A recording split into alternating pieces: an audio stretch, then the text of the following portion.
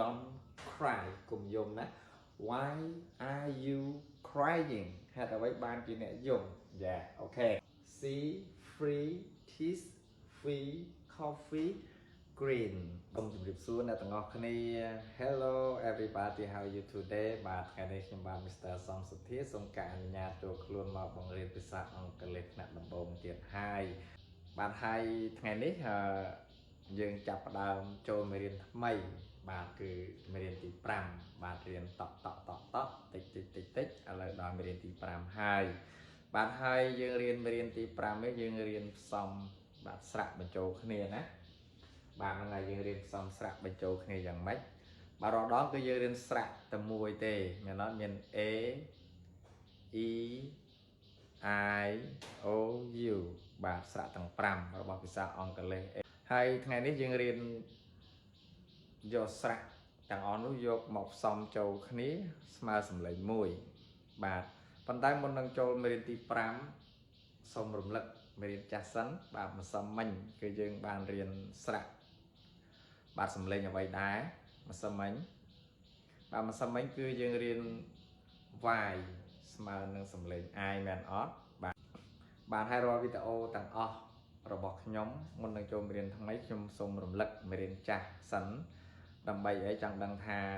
តើការរៀននោះយើងទទួលបានឬក៏អត់យើងចាំឬក៏អត់ណាដើម្បីយើងងាយស្រួលក្នុងការសិក្សាមេរៀនថ្មីបាទហើយដែលមេរៀនចាស់ដែលបានរៀនម្សិលមិញគឺតាក់ទងនឹងពញ្ញនៈ Y ស្មើនឹងសំឡេង I តោះឧទាហរណ៍ទាំងអស់គ្នាមើលបាទពាក្យថា cry បាទ cry យំនេះ cry យំចឹងយើងអានថា cry បានលុះត្រាតែយើងដឹងអក្សរនីមួយស្មើនឹងសំឡេងភាសាខ្មែរ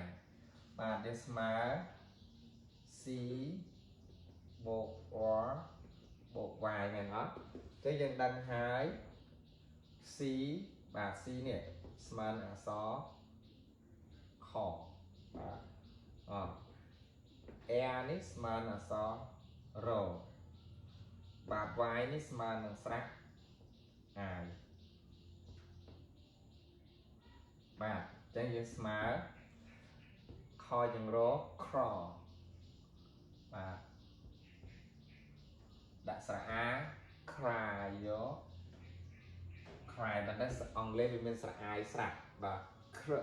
I cry I cry យំ don't cry កុំយំណា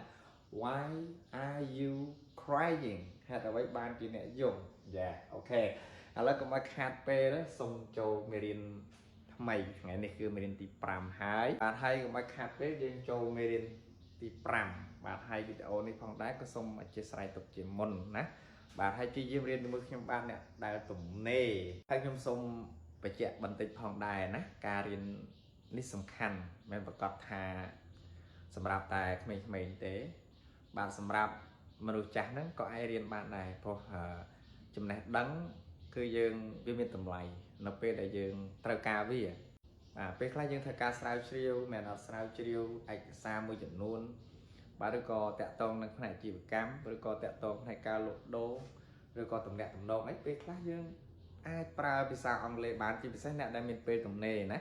អាចមើលតិចយ៉ាងក្រោយណាក៏ចេះមួយម៉ាត់យកទៅនិយាយដែរពេលខ្លះទៅក៏អាចជួយ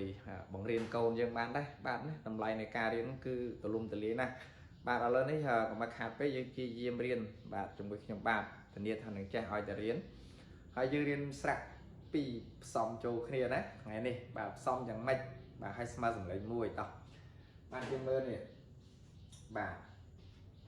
ស្រៈ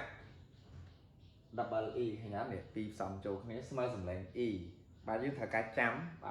បាទមើលឧទាហរណ៍ឆាប់យល់ឧទាហរណ៍ខ្ញុំដាក់ឲ្យបាទហើយមានភាសាខ្មែរទៀតអ្នកអត់ចេះក៏រៀនបានដែរវាអត់ពិបាកទេឲ្យថាចង់ចេះណាបាទអាត្រេពីក្រោមនេះសិតតែផ្សំស្រៈពីរបញ្ចូលគ្នាហើយបាទសំឡេងតែមួយគឺស្មើសំឡេង E បាទយើងមើលឧទាហរណ៍ឃើញ C ខ្ញុំមើលវាមិនឃើញទេ I can't see it ទំនេរ free តើអ្នកទំនេរទេ Are you free ថ្មិញ teeth ខ្ញុំដុសធ្មេញរបស់ខ្ញុំ I brush my teeth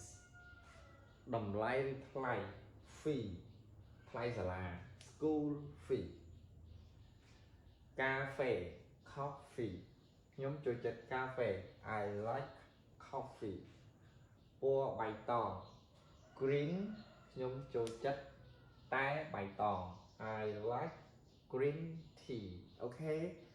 bạn chân sầm lên này dừng đằng nấy ngày nay cứ dừng riêng bạn sạc xong châu khía pí smart sầm lên e bạn example C free tea free coffee green បានវីដេអូរបស់ខ្ញុំបាទធ្វើនៅថ្ងៃនេះក៏សូមចប់ដោយសង្ខេបតែប៉ុណ្ណេះបាទសូមអរគុណសូមជម្រាបលាបាយបាយចៃជៀន